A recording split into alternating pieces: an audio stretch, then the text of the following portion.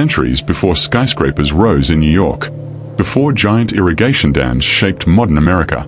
There was a forgotten desert kingdom that engineered one of the largest canal systems in the ancient world, right in what is now Arizona. A civilization so advanced, so mysterious, that when early explorers saw the ruins of their canals, they said, "No ordinary people built this. This was a desert empire." Today, we call them the Hohokam, but who they really were remains one of North America's greatest puzzles. To understand the Hohokam, picture the vast Sonoran Desert of the American Southwest. Brutal summers, blinding heat, land so dry that even cactus struggle. Yet somehow, an entire civilization thrived here for over 1,000 years. From roughly 300 BCE to 1450 CE, the Hohokam built villages, temple mounds, ballcourts, and a canal network so massive that modern Phoenix still uses parts of it today. They lived along the Salt and Gila rivers, two lifelines slicing through the desert. The name Hohokam comes from the Udam people and means something like, "those who vanished." But don't be fooled by the name. These people didn't just survive the desert, they mastered it. The rise of the Hohokam begins with a single bold idea. Water can be controlled. Around 1,700 years ago, long before European contact, small communities along the rivers began digging simple trenches. But as populations grew, their irrigation systems evolved into wonders of engineering. Massive canals, some over 20 miles long, with perfect gradients, so precise that modern engineers still wonder how they did it without metal tools. They used only stone, wood, fire, mathematics they never wrote down, but clearly understood. With controlled water came farmland. And with farmland came power. Corn, beans, squash, cotton, high-quality cotton that became valuable for long-distance trade. Their villages expanded. Clusters of homes evolved into organized towns. And by 600 to 700 CE, the Hohokam civilization was flourishing across hundreds of miles. They were no longer simply desert farmers. They were water kings. And in a land where water means life, that made them mighty. Between 900 to 1150 CE, the Hohokam reached their peak, what archaeologists call their classic period, a canal empire at its height. They built the largest pre-industrial irrigation network in North America, irrigating up to 70,000 acres. Some canals were so wide you could sail a modern boat through them. Imagine it, a desert transformed into a green oasis, villages buzzing with trade, fields stretching across the horizon. This wasn't just survival, it was urban planning. Long-distance trade routes. Hohokam merchants were everywhere. They traded with the Gulf of California, northern Mexico, the Pacific coast, the ancestral Pueblones, the Mogollon people. They imported seashells, exotic birds, copper bells, Mesoamerican-style pottery, even cacao and turquoise. Their influence traveled far beyond the desert. See a culture of art and ceremony. The Hohokam were artists. They carved shell bracelets, intricate turquoise inlays, geometric pottery, red-on-buff designs that became their signature style. They built ballcourts, similar to those in ancient Mesoamerica. Proof of cultural connections stretching thousands of miles. Entire communities gathered in these courts to watch games, trade, debate, and celebrate. These were not isolated villages. They were connected, ceremonial, sophisticated cities. Temple mounds. During their golden age, the Hohokam began constructing massive platform mounds, flat-top structures used for rituals, leadership activities, and maybe even astronomy. Picture it, a huge earthen platform rising from the desert floor. Priests or leaders climbing to the top. Ceremonies performed under blazing sunsets. Smoke drifting across the wide desert valley. We don't know every detail, but we know this. These were not simple farmers. They were nation builders. Every great civilization faces a moment of tension. For the Hohokam, the challenge didn't come from rival kingdoms. It came from the desert itself. Around 1200 CE, the Southwest began experiencing dramatic climate changes. First came floods. Massive river floods that destroyed canals and farmland. Then came the opposite. Long, crushing droughts. Imagine being a society entirely dependent on the delicate balance of water, and watching that balance collapse. There's evidence of social stress, villages being abandoned, defensive structures erected, trade routes weakening. Some archaeologists believe there were internal conflicts over water rights. Others think the disasters caused communities to relocate and compete for dwindling resources. There are signs of burned structures, but we don't know if they were the result of warfare, or simply the desert taking back what was once controlled. The truth? Still a mystery. And that's what makes the Hohokam story so haunting. Everything they built, every canal, every temple, every trade network, depended on water. When the water changed, everything else changed with it. Now picture this final act like a movie. The year is around 1350 CE. A thriving desert kingdom begins to dim. Canals that once carried life now sit dry and cracked. Fields that fed thousands turn to dust. Ceremonial centers grow quiet. The crowds in the Ballcourts vanish. Families gather their belongings. Elders look across the desert one last time. They speak of ancestors and uncertainty. By 1450 CE, the villages that stood for over a millennium are abandoned. No official records. No written language. No stone monuments with explanations. Simply, silence. The Hohokam didn't disappear instantly. It was a long, slow fading. Some likely joined neighboring tribes, especially the Udam people. Their blood still lives on, but the desert empire they built became a ghost. An entire civilization, lost to shifting rivers and time. How the Hohokam still shape modern America. Here's the part most people don't know. The modern city of Phoenix, Arizona, one of the largest cities in the US, literally sits on top of Hohokam land. And even more shocking, parts of Phoenix's modern canal system follow the exact paths the Hohokam engineered over 1,000 years ago. Their understanding of water flow, gradient engineering, desert agriculture, city planning, still influences the region today. Native communities in the Southwest continue Hohokam traditions, pottery, storytelling, agriculture, and spiritual knowledge passed down through generations. The Hohokam didn't vanish. Their fingerprints are everywhere. In every drop of water that flows through Phoenix canals. In every archaeological site that reveals their craftsmanship. And in every lesson about how human civilizations rise, adapt, and sometimes fall. Their story is a reminder. Even in the harshest environments, human creativity can carve out a kingdom.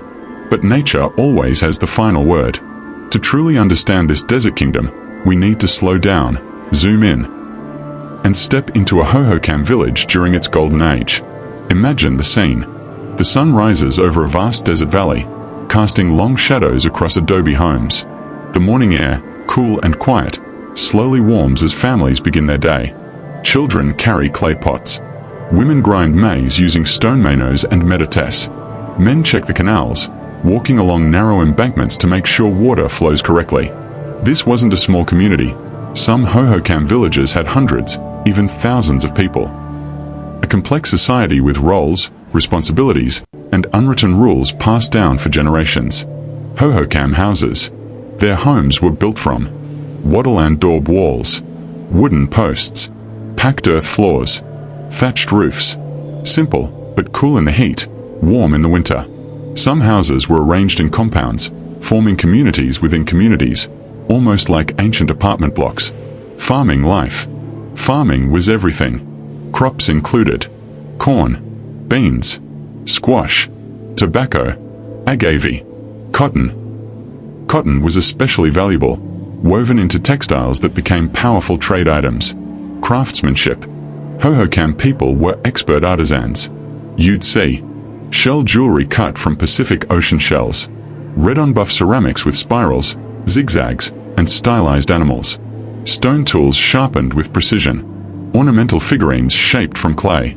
These items weren't just decorations, they were status symbols, diplomatic gifts, trade currency, spiritual objects. Life in the Hohokam world wasn't primitive. It was organized, thoughtful, creative, a true civilization. Every powerful civilization has a spiritual core. The Hohokam's beliefs were woven into the rhythms of desert life. The Ballcourts. Imagine hundreds of people gathering around a large oval depression dug into the earth. A ball game begins, a ritual, a performance, maybe even a political event. Were these games competitive sport?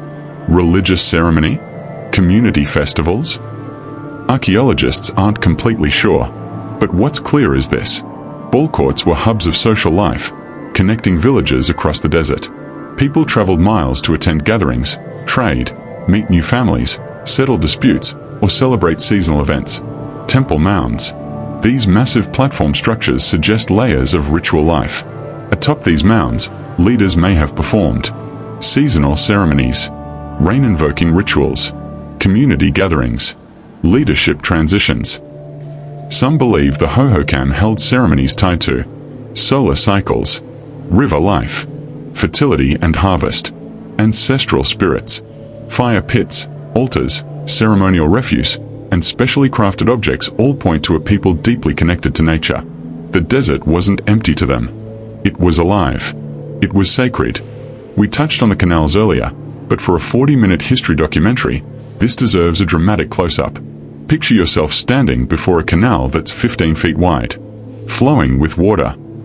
Built by hand. No metal tools. No written plans. No modern machinery. Yet they engineered correct gradients, straight lines stretching for miles, diverting gates, distribution branches, maintenance access routes. Some canals were over 3 stories deep. They moved more earth by hand than many old-world civilizations did with iron tools.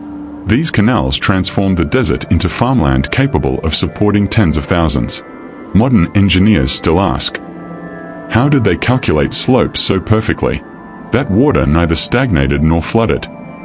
The answer is almost mystical. Deep observation, generational knowledge, a culture built around the mathematics of survival. The Hohokam weren't just farmers. They were hydrologists. Archaeological discoveries, what we found and what we still don't know. The Hohokam left no written language, so everything we know about them comes from what they left behind. Artifacts that shocked researchers. Archaeologists uncovered copper bells of Mesoamerican style, parrot feathers from thousands of miles away, seashell bracelets, turquoise mosaics, complex ceremonial pottery, burned temples and abandoned homes, grinding stones worn down by centuries of use. But the most surprising finds are the massive canal networks buried beneath modern Phoenix. When early settlers arrived in the 1800s, they discovered deep trench lines running across the landscape. They didn't realize at first. They were standing on a lost kingdom's infrastructure. Ghost villages, sites like Snaketown, Pueblo Grande, Mesa Grande, Casa Grande, reveal details of daily life, political organization, and ceremonial practices. Casa Grande, especially, stands out like a lonely monument, a multi-story, earthen great house, possibly used for astronomical observations. Some windows align perfectly with solstice sunsets. Some openings mark equinox shadows. This wasn't coincidence. This was science. The Hohokam understood the sky. The great mystery. Why did the Hohokam really disappear? Now we return to the question that makes their story unforgettable. Why would a civilization this advanced just fade away? We know climate played a major role. Mega droughts, devastating floods, unpredictable river behavior, failing crops, dry canals. But was that the whole story? Some theories suggest internal social conflict, overpopulation, water right disputes, migration pressures, disease, conflict with neighboring groups. Others believe the Hohokam didn't vanish at all. They simply merged, moving north and south into other Uddam and human communities. Their culture didn't die. It evolved. But the truth remains partly hidden beneath centuries of dust. Archaeologists have debates that still rage today, but every discovery adds another piece to the puzzle of this desert kingdom. A scorching summer. The once mighty Gila River trickles like a dying vein. Crops wither. Fish rot in dry pools. Children cry from thirst. Families argue over which canal branch gets priority. Tension builds. A flash flood hits months later. Sudden, violent, unstoppable. It rips through farmlands, destroys canal walls, washes away homes. People scramble to rebuild. But the river has shifted. What once brought life now brings chaos. The kingdom fractures. Families move west. Others move south. Entire villages scatter, searching for better land. By the time Europeans reached the southwest hundreds of years later, the once thriving Hohokam world was gone. Dust covered the canals. Adobe houses crumbled. Temple mounds lay empty under the open sky. All that remained were the bones of a forgotten empire. The Hohokam are not a lost people. Their descendants live today among the Udam nations, the Pima, the Maricopa, other native peoples of the region. Much of their cultural memory remains. Farming traditions, craft techniques, stories of ancestors who shaped water, respect for the desert, knowledge of seasons, stars, and rivers. The modern Phoenix Canal system still follows Hohokam blueprints. Their engineering is literally under our feet. Archaeologists still uncover new artifacts. Historians debate new theories. And the desert keeps its secrets, slowly giving them back one discovery at a time. Why tell this story? Because the Hohokam teach us that innovation can happen anywhere. Even the harshest environments can bloom. Civilizations rise through ingenuity, cooperation, and bold ideas. And they fall when the natural balance shifts. Their story is not just history. It's a warning, a lesson, and a celebration of human creativity. They were the master engineers of ancient America, a people who turned desert into paradise, then vanished into legend. And now, their story is alive again. Imagine the camera gliding over the Sonoran Desert at sunrise. Heat shimmering off distant mesas. The faint sparkle of river water winding through the valley. As the shot drops lower, the city appears. The layout of a desert metropolis. Homes arranged in perfect clusters. Ballcourts carved into the ground like ancient arenas. Temple mounds rising above neighborhoods like desert pyramids. And in the distance, the lifeline. A wide canal gently curving across the land, glistening in the morning light. People move through the settlements with purpose. Farmers carrying baskets of maize. Potters walking with clay bowls. Traders leading pack animals. Children running between houses. Elders gathered in shade shelters. Your viewers should feel the life of the civilization, not just hear about it. The air smells of cooked corn, with smoke and desert dust. A group of women sit together weaving cotton into cloth, highly valued textiles that will travel hundreds of miles through trade routes. A craftsman carefully sands a seashell bracelet, imported from the Gulf of California, smoothing the edges until the shell gleams like polished stone. Across the way, a potter paints a vessel with precise lines, red spirals, jagged lightning patterns, and animal motifs that still inspire artists today. The Hohokam didn't leave written documents, but archaeology paints a surprisingly vivid picture of their social world. Community first. Their society was likely organized around communal cooperation. Without kings or written bureaucracies, power flowed through skilled canal engineers, religious leaders, influential families, regional councils. But leadership was earned through knowledge, not birth. The water masters. Imagine the prestige of those who understood the river's moods. These water masters were the heroes of their time. They calculated canal angles, directed construction, decided on water distribution, mediated disputes, organized seasonal maintenance. In a desert kingdom, this was power. Artisans as influencers, craftsmen who created pottery, turquoise mosaics, shell ornaments, stone tools, played vital roles too. Their work connected the Hohokam to distant cultures. Their design spread across the desert, influencing artistic traditions far beyond their homeland.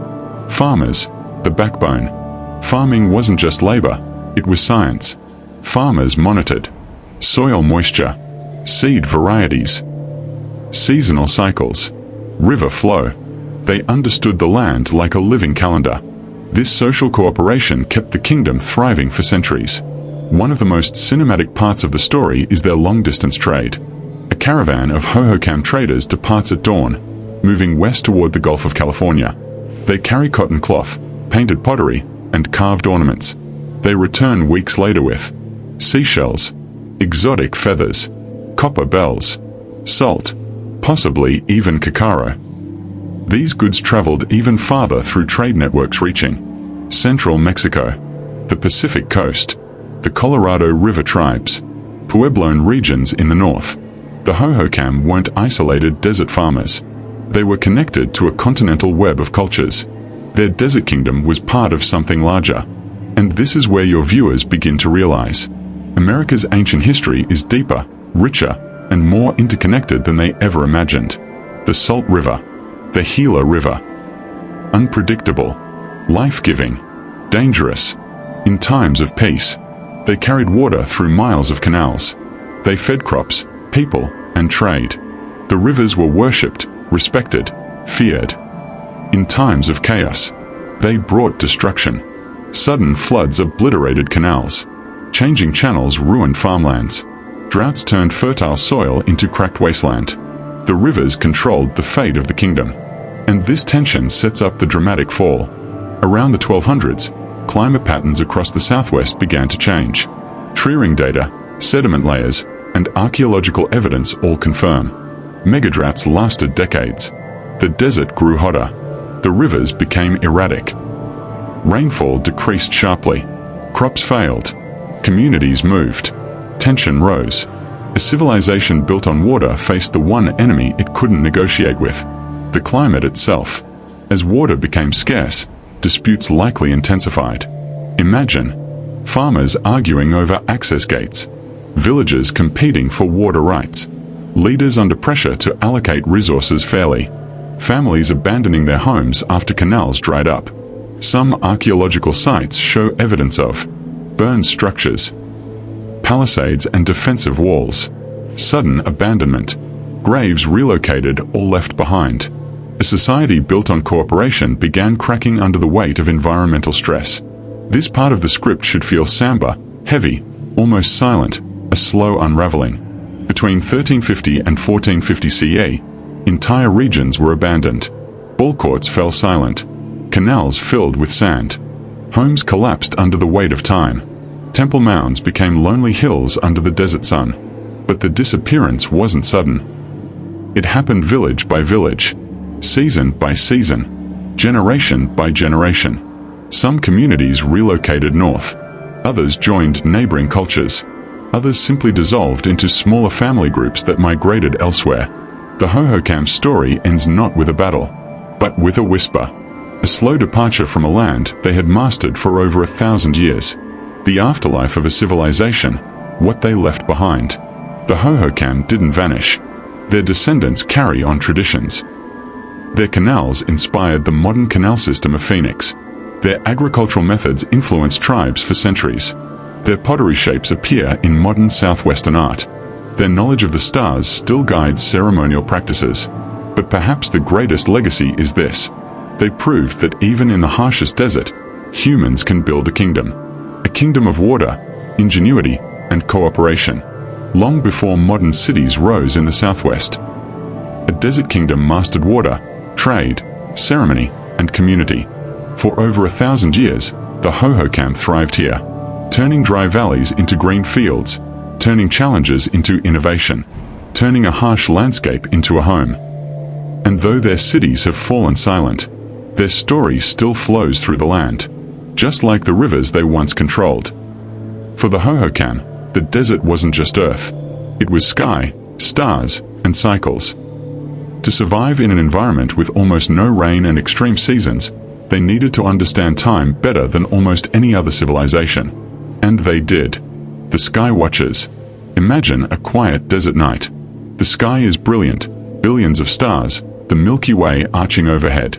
Priests or astronomers stand on a temple mound, observing the horizon. They watched solstice sunrise positions, equinox shadow lengths, Venus cycles, the movement of star clusters. These were not casual observations. They were part of a religious, agricultural, and political system. To plant too early meant crops would dry out. To harvest too late meant losing everything. Their survival depended on precision. Casa Grande's astronomical alignments. One of the most mysterious structures in North America is Casa Grande, the Great House, located in modern Arizona. A 4-story adobe monument built around the 1300s. No windows placed randomly. No wall built without purpose. Some openings align perfectly with summer solstice sunset, winter solstice sunrise, equinox light patterns, lunar cycles, and inside certain wall crevices, archaeologists found the remains of offerings, suggesting the structure was both an observatory and a ceremonial center. Imagine the scene. On the longest day of the year, a beam of sunlight passes through a narrow opening in the great house and lands on a marked spot on the wall. Priests gather. Villagers watch from below. The moment signals planting, harvesting, ceremonies, tribal gatherings. The Hohokam didn't just observe the cosmos. They incorporated it into their architecture. Casa Grande remains one of the most enigmatic ancient buildings in the Americas. Here's why. A. Built with no reinforcements. The entire 4-story building is made from caliche clay, water, wood beams, hand tools, yet the structure has withstood rainstorms, wind erosion, earthquakes, centuries of sun exposure, all without collapsing. Even modern engineers struggle to explain its longevity. B. Purpose unknown. Some archaeologists argue it was a ceremonial temple, a granary, a leadership residence, a trade hub, an observatory, or all of these combined. But no theory fully explains its design. C. Community magnet. Around the great house were plaza areas, smaller dwellings, storage pits, defensive-style walls. This suggests Casa Grande wasn't just a building. It was the heart of a community, a pilgrimage destination for surrounding settlements. Your viewers should feel the gravity of the mystery. A monumental structure built with high precision, by a civilization that left no written records, still standing as a silent witness to a lost world. Though we lack written myths, symbolism in pottery, carvings, and artifacts paints a picture of their beliefs. Common symbols include snakes, frogs, water waves, spirals, lightning motifs, birds and feathers. Many are tied to water deities, fertility, rain spirits, ancestral guardians, ceremonial rituals. Anthropologists believe ceremonies included dances connected to rainfall, offerings placed in waterways, seasonal feasts, fire rituals on mound tops. These ceremonies were likely tied to the emotional rhythm of desert life, the fear of drought, the gratitude for rain, the hope for prosperity. Archaeology's greatest mystery: why so little is left? For a civilization that thrived for over 1,000 years, the Hohokam left surprisingly little behind. Here's why. A. Their buildings were biodegradable. Adobe erodes. Wood rots. Organic materials disappear. Unlike civilizations that built in stone, the Hohokam chose materials that return to the earth. B. The desert reclaims everything. Wind, sand, monsoon rains. The desert is both a preserver and an eraser. C. Their departure was gradual. There was no sudden collapse leaving cities frozen in time. Instead, a slow fade. Villages abandoned one at a time. Structures collapsed naturally. Items reused or carried away. This makes their story even more haunting. A civilization that conquered the desert, gently swallowed back into it. Every year, new discoveries are made.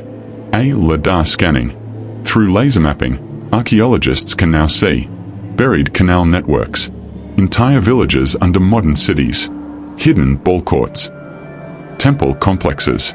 Phoenix sits on an enormous archaeological landscape. B. Soil chemistry. Scientists analyze soil layers to understand fire events, flood cycles, farming intensity, abandonment periods. Each layer is a line in the biography of the Hohokam world. C. DNA connections. Modern Udam people share ancestry with the Hohokam, proving the civilization didn't vanish. They transformed. Their descendants walk among us. Lessons from a lost desert empire. A. Human ingenuity has no limits. No metal tools. No writing system. No beasts of burden. Yet they engineered massive canal systems, complex urban layouts, sophisticated trade routes, advanced astronomical observatories. B. Nature gives, and nature takes away. Their rise came from harmony with the land, Their fall came when that harmony broke, a warning for modern civilizations. See, history is not just found in ruins. It lives in descendants, traditions, stories, landscapes, and the infrastructure still in use today. 8,000 years ago, a kingdom rose in the desert.